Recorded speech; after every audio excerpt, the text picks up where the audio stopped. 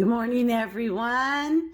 Today we are going to talk about striking double helix silver glass, and I am going to use Terra 3 as our test subject. So this is kind of a hard skill for me, but I'm going to give it my best shot. Let's get our flame on and play with some fire. All right, so up until now, for the past 2 weeks, we have been talking about reduction glass or reducing glass. And if you guys remember, the definition of reducing is to reduce the oxygen and increase the propane. So that would be my reduction flame. Sometimes it's big reduction flame, sometimes it's a bushy reduction flame, but what we are doing is we are reducing the oxygen, and that's for reduction glass. However, today we're going to talk about striking glass, and with striking glass, don't touch the flame. We're going to work in a neutral flame all the time. We are going to have equal amounts of propane and oxygen mixing at the front of our torch.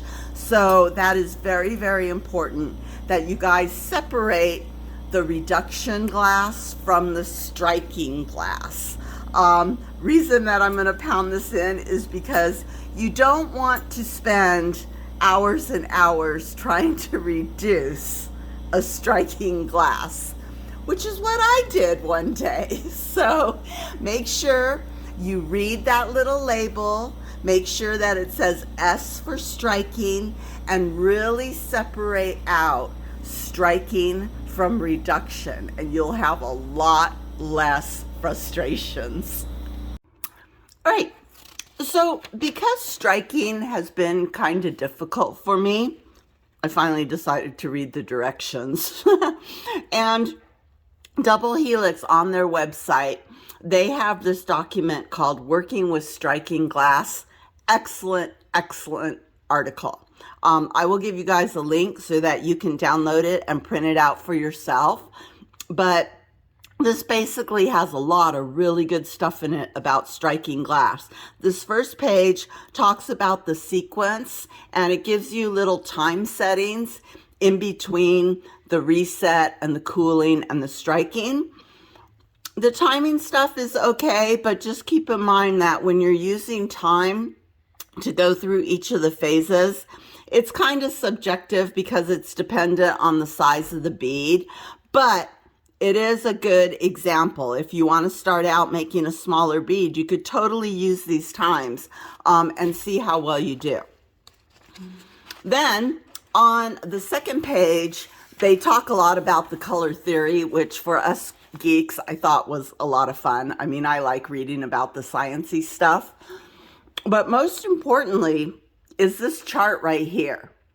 And this chart gives you the sequence of colors that you can expect to get. Now, it gives it based on color variation with particle size. And I didn't really pay attention to that. I just looked at these colors that we start out at the reset with no color, and I'll show you that. And then how it goes to the yellow and red phase. Those two colors kind of run together, and that's where you get the amber color that you'll see when it starts to cool off.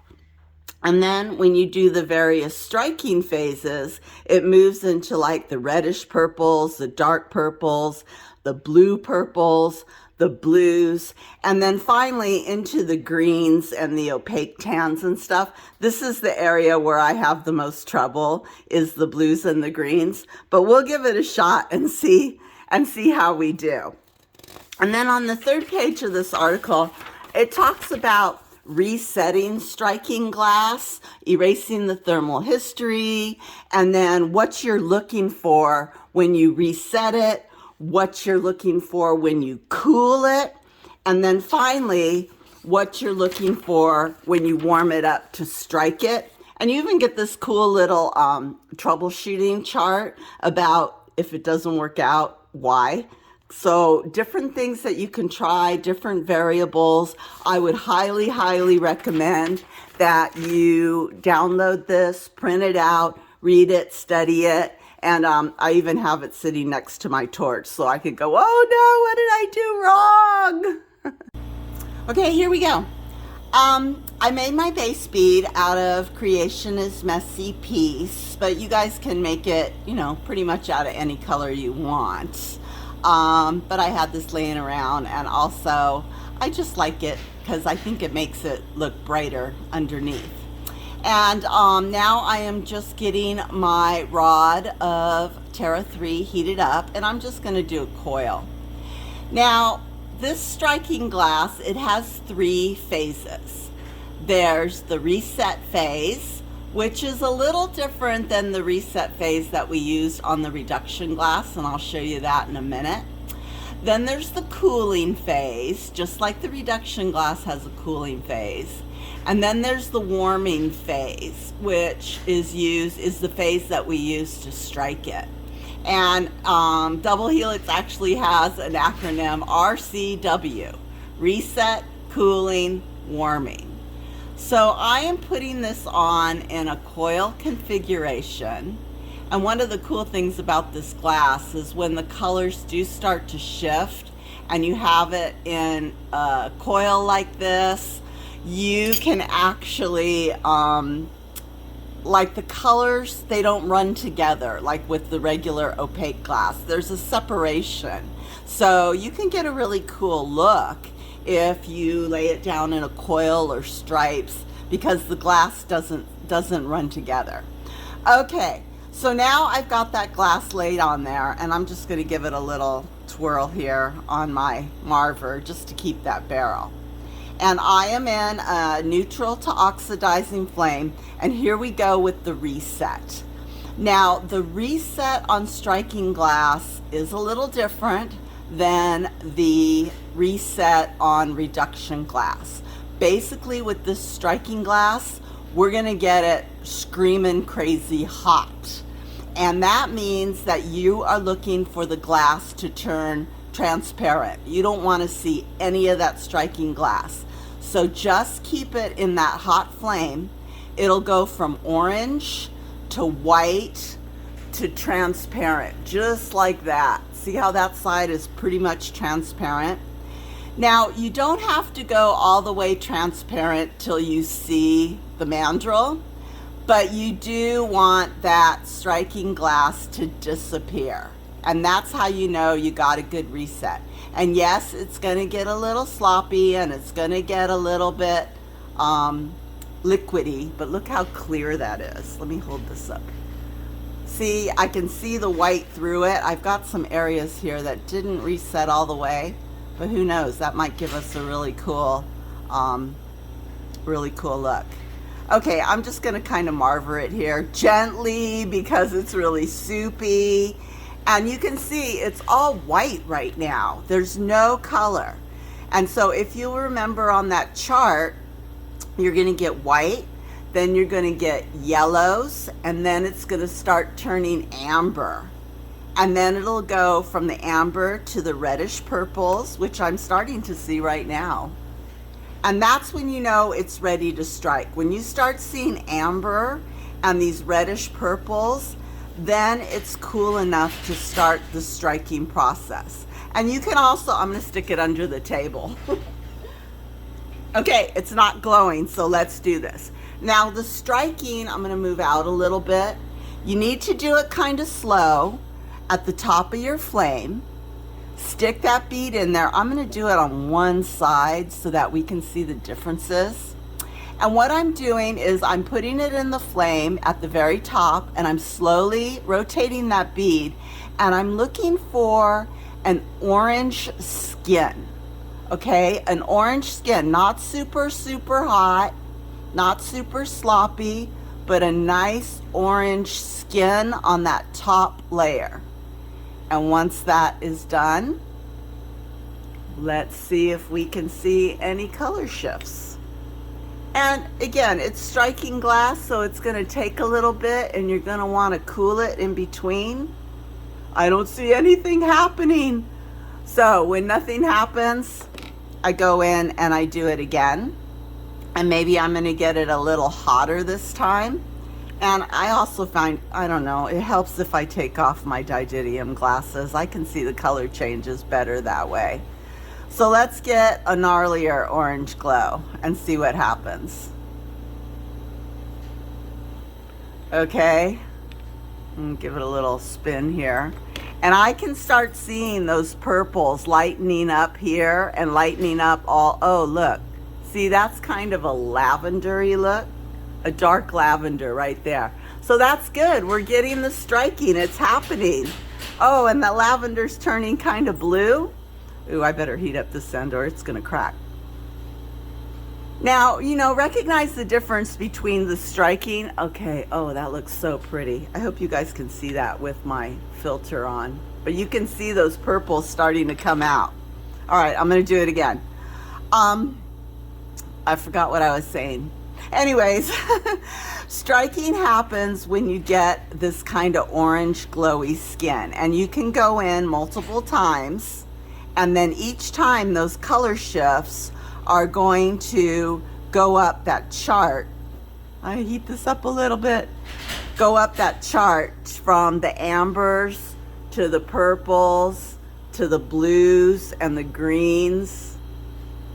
Oh, that's pretty. Okay, I can see some there. Awesome. And now this little part right, let me see if I can get the light on. That little part right there is starting to go from the purples to the blues and the greens. So let's just keep going. This is the phase that I have a hard part with, is going from the purple, reddish purple into the blues and the greens. And the more times that you strike this, the more those colors are going to kind of lighten up, and you'll get like a pastel kind of color at the end, pastel blues and greens. Okay, there we go, there we go. There's the blues. The greens for me are the hardest, I think, mostly because I'm scared. All right, let me do the other side and see if I can get something cool out of the other side. And that's striking, you guys. Just go kind of high up in the flame and rotate that bead until you get that soft orange skin. Not super hot. It's better to do this slowly and multiple times than it is to try and do it crazy all at once. And look at that, I've got some green showing there. And that's the color phase, that's the phase shift. And this is a neat bead because it's going from our amber to our reddish purples to our blues to our light greens. So this is a really good example of striking. Yay, it worked, I'm happy. All right, on this second example, what I want to show you guys is striking was hard for me, and I was really overthinking it at the beginning, and I just had a lot of issues. But anyways, what I found was, when I finally took a deep breath and backed up, is that you can get great color shifting by not working so hard, which for a lazy person like me is good. And the way you do that is, if you remember on that first bead, I laid it down around the world in a coil, and I laid it down with the rod was kind of cool. But if you stick that rod in there and get it screaming hot, you are actually to the point where the tip is like transparent. Like, hopefully this will work, I can show you. See how that tip, it's transparent right at the tippy end. So what you're doing is you are resetting the glass at the same time as you're laying it down. So I'm going to do this one, I'm going to do it in a little different configuration. I'm going to do a swipe right down the center here, and see how that part of it's transparent and part of it is color. So I guess that would be like a partial reset. But what I found is, if I get my rod screaming hot and I laid that glass down to the partial reset, you can get some cool colors like just right here. Right here from reset to cool. And sometimes I just liked the way the bead looked and I didn't feel the need to do any additional striking. which, you know, again, it's a matter of just back up, put your expectations away, and look at what you like. If the bead looks good to you by just putting it down this way and you like the colors and what you're getting, then call it a day and put it in the kiln. So let me go ahead and get a little bit of a barrel shape on this. And I guess right now I'm kind of resetting, kind of striking at the same time. But let's let this bead cool a bit. See if I can get a good focus on it. And there's some of the blues and the purples. There's some amber. It's mostly ambers, but I did get a blue and a purple. Now, you can also do what's called a spot strike, where instead of spinning the bead in the striking flame, just pick out small areas, get that area hot, and there you go. Now you've got part of it struck, part of it's not, but you can control the areas that you want to strike by not spinning your bead. You don't have to get that glowing skin on the whole bead at one time. You can just pick different spots and go in and strike your bead that way. So there's some blues and greens coming out on that little corner right there. So keep that in mind, you guys. Again, this glass has a lot of variables, and you can play with those variables. Whether you reset it once you put it on the bead, on your base bead, or you reset it as you're laying it down. And then when you're striking it, you can strike the whole bead at once, or you can spot strike to control where those colors come out. So lots and lots and lots of options here for bead making. Let me roll this out a bit. Let's see what we got. I just kind of threw it in there. And there we go. There's the blues and the greens coming out. Ooh, look at that blue right next to the amber. Ah, I like it. And it's kind of stripy because I laid it down in the stripe configuration. All right, the final thing I want to show you guys is how you can use tools to help with this color phase shift. I've got my brass lentil right here, my lentil roller, and if I remember correctly, brass is a really good heat sink. It absorbs heat. And I don't know if the absorption rate of heat and how fast it cools, if that has anything to do with the color shifting, but I don't care. All I know is that when I get my bead into a brass bead roller or press or something, I get a really great color shift. So I made my little oval, and now I'm resetting that glass. So I am going to the clear phase, and I can start seeing that Terra 3 starting to disappear. And I still got some areas. There we go. All right, there we go. Clear glass. All I can see is the white fuzzy underneath it. So I'm letting it cool a bit, but while it cools, I'm going to put it right down here in my lentil press. And let's press it down just like so, and there you go. There's phase one, the ambers and the reddish purples on both sides. So now I'm just going to heat up. I'm going to let it cool under the dust, and I can see under the dust that the center is still kind of glowing. So I'm letting the glow go away. That looks good. All right, see how dark it is with those ambers? Let's see what we can do now. I'm just gonna go on one side, and I'm gonna try to get that glowing skin. All right, there's a nice glowing skin. It's not, the glass isn't moving, and I'm gonna put it back in my lentil press, just on the one side, kind of press it down a bit, and ta-da! Magic trick, blues and greens. There's a little bit of amber still left, but there's those blues and greens coming out. And as it cools, it's getting greener in the center. Again, maybe because the density of the glass is thicker in the center. I'm not sure. Let's do the other side. So the other side, I'm starting with this dark amber. I'm a magician. This glass is so fun because you just, what's going to happen? Nothing? Something? Let's see.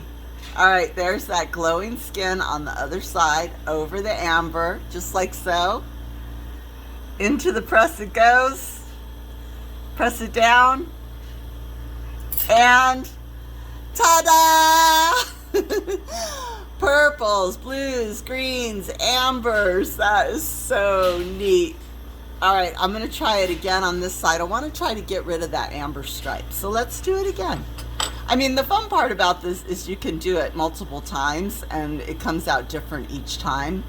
The other thing about this is that if you don't like what you get, just reset it. Take it back to that transparent, soupy glass that you had at reset and just start over from the beginning. Okay, there we go. There we go. I got rid of the amber until it starts to cool and then it comes back. Anyways, you guys, play with your rollers, play with your presses, and see, and also play with the differences between graphite and brass when you're doing this cooling using some tools. Maybe you'll have some pleasant surprises. Okay, the final thing that I want to talk about today is encasing. I know I told you guys last week that to go to the Double Helix website and read the descriptions on each of the glass before you get started. Excuse me, I need a drink of water. Big old granola bar in my mouth. But on some of the descriptions for this striking glass, it says to go ahead and lay it down and then put a thin layer of clear and encase it and then reset it and then strike it. And I had a really, really hard time with this because, as you can see, this is Atlas. I just couldn't get the heat. I don't think I could get the heat to go through that clear that great, that the glass would actually reset and strike. So as you can see on Atlas, this is kind of underwhelming. It's just a light green with a little bit of amber. And it would make sense that it probably takes more heat to get it to reset because you're going through an extra layer of clear. Here's another one of Atlas, kind of underwhelming with the lavenders. And again, I was trying to work this through the encasement, and I just had troubles and definitely need a lot more practice. I'm sure you can do it. Just haven't figured it out yet. Now this is Atlas right here. I worked it without the encasing and I got a lot better results. I probably could have spent a little more time on this one, but you can just see that for me at least, the colors were a lot more vibrant and beautiful if I worked it first, and then on this last one, I worked it first and then put the encasing on afterwards. So I know I said read the directions before you start, but I had troubles with the directions and then I had to go ahead and just do my own thing. So keep that in mind. If the directions say that you should encase the glass before resetting it and striking it, that you're going to have an extra layer of glass. Oops, sorry. You're going to have an extra layer of glass in the form of that clear encasement. And so striking and resetting might be a little harder than if you just work it plain. So that is my little tutorial on striking silver glass from Double Helix. We're going to definitely keep going because I am by no means an expert on striking this stuff. So as I learn more, I will be sharing it with you, hopefully in the form of making a bead, because I don't know about you guys, all this lecture and concept and theory, it's fun to start out with, but let's face it, we all just want to make a bead. So we will be continuing our adventures in silver glass every Monday. You guys have a great day. Go forth, make beads, have fun, and I'll see you soon. Bye.